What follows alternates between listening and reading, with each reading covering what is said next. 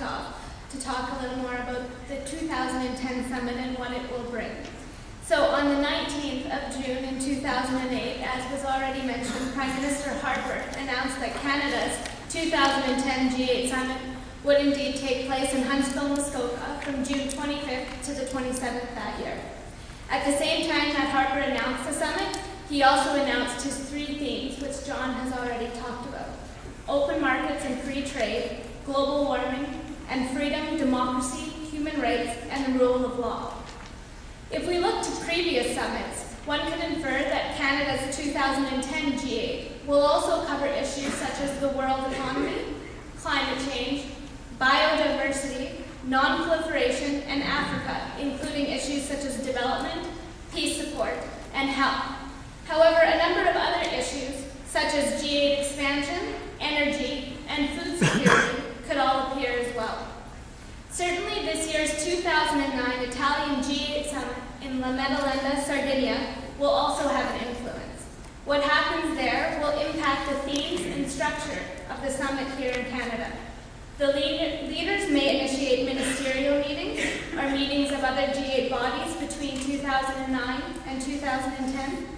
This year, in the lead up to the summit in Italy, there will be meetings of finance ministers, one which already took place, labor and social policy ministers, agriculture ministers, environmental ministers, development ministers, energy ministers, ministers of justice and home affairs, science and technology ministers, and foreign ministers.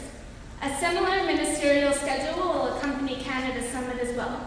Perhaps in 2010, we will also have our first ever meeting of ministers of industry.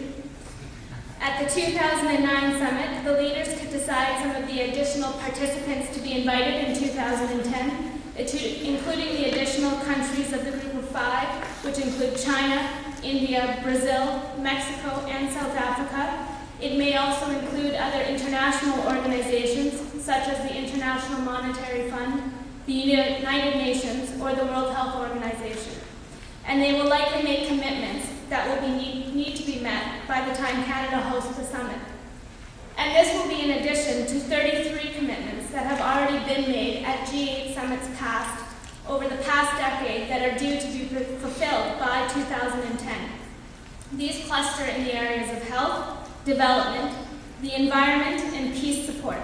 These are small promises: universal access for HIV/AIDS treatment, the eradication of polio from the planet, reducing climate change emissions, reducing biodiversity loss, and they are all due in 2010, and unfortunately, at this point, it doesn't look good for most of them.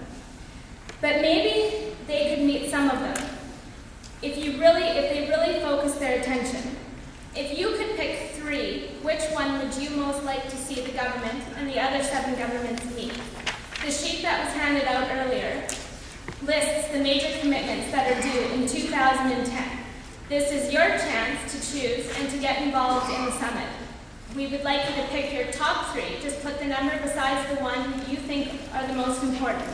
There's a section there as well if you think there is something else more pressing, you can write it in. But the ones on that list are the ones that the leaders have already committed to keeping. When you're done filling this out, I think we'll collect them at the front, so bring them with you as you head out for lunch.